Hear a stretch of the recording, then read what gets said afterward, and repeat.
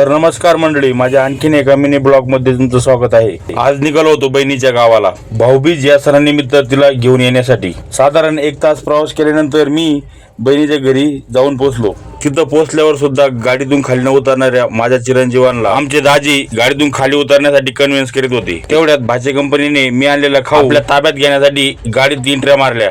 तोपर्यंत दाजीच्या रिक्वेस्टला पण यश आले आणि आमचे चिरंजीव गाडीतून खाली उतरले। तोपर्यंत आमच्या मोठ्या भाच्याने चिरंजीवांना डायरेक्ट त्यांनी लावलेल्या फटाक्याच्या स्टॉलवर जाऊन उभं केलं। एवढे सगळे फटाकडे पाहिल्यावर चिरंजीव पण गोंधळून गेले, कोणचे फटाकडे घ्यावं ते त्यांना सुधारणा। इकडं गाडीत लहान भाचा पण मी आणलेला खाऊ गाडीत घेऊनच बसून होता। इकडं उज्ज्वलाताई आणि बहिणीच्या सासूबाई शेजारी राहणाऱ्या कोणाशी तरी गप्पा मारत होत्या। तोपर्यंत मी जरा हातपाय धुवून फ्रेश झालो आणि मग 10-15 मिनिटं आमच्या दाजीसोबत बिनकामाच्या मोगाम गप्पा मारल्या। दाजींसोबत गप्पा मारल्यावर बहिणीचं काय चाललंय म्हणून आतमध्ये घरात शिरून तिला पाहण्यासाठी गेलो।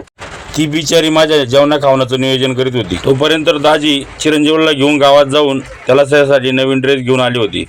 मी चिरंजीवांना बोललो, ड्रेस कसा आहे? मग त्यांनी हातवारे करून आपली पसंती दर्शवली।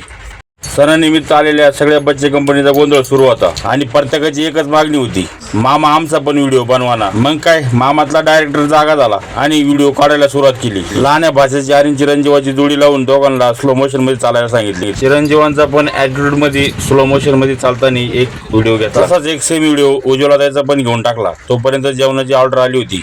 जेवायला झिरक, चपाती, भात, भजे, कुरडई, घोसाळ आणि दिवाळीचं फराळ असे सगळे पदार्थ होते। सोबत माझ्यावर लक्ष ठेवण्यासाठी दाजी पण बसले होते। जेवण झाले होते आणि बहिणीचा आवरायला अजून टाइम होता म्हणून त्यांच्या परिसराचा जरा फेरफटका मारला। मागच्या वर्षीपेक्षा या वर्षी बहिणीच्या कुटुंबानं घर अंगण बरंच डेव्हलप केलं होतं। त्यांची ती प्रगती पाहून आनंद वाटला। जेवण लवकर जिरावं म्हणून दाजी सोबत आणि बच्चे कंपनी सोबत जरा क्रिकेट खेळलो। चौथ्याच बॉलला दाजीने मला आउट केल्यामुळे मी दाजीची बॅटिंग देणार नव्हतो, पण एरिया त्यांचा असल्यामुळे उगाच रिस्क नको म्हणून मी त्यांना बॅटिंग देण्यासाठी तयार झालो। मग मी बच्चे कंपनी सोबत डील करून गली, गोवर, मिडॉन अजून कुठल्या जागा असेल तिथं फिल्टर उभे केले आणि बरोबर नियम धरून बॉल टाकला। पहिल्याच बॉलला दाजीची विकेट गेली होती। मोठी विकेट हाती लागल्यामुळे खेळाडूंचा उत्साह गगनात मावत नव्हता। शेवटी बहिणीचं आवरलं आणि मग या सगळ्या फॅमिलीचा निरोप घेऊन आम्ही परत घराकडे निघालो। तर संपूर्ण ब्लॉग पाहिल्याबद्दल तुमच्या सगळ्यांचे धन्यवाद। परत भेटू अशा पुढच्या एखाद्या अतरंगी ब्लॉग मध्ये।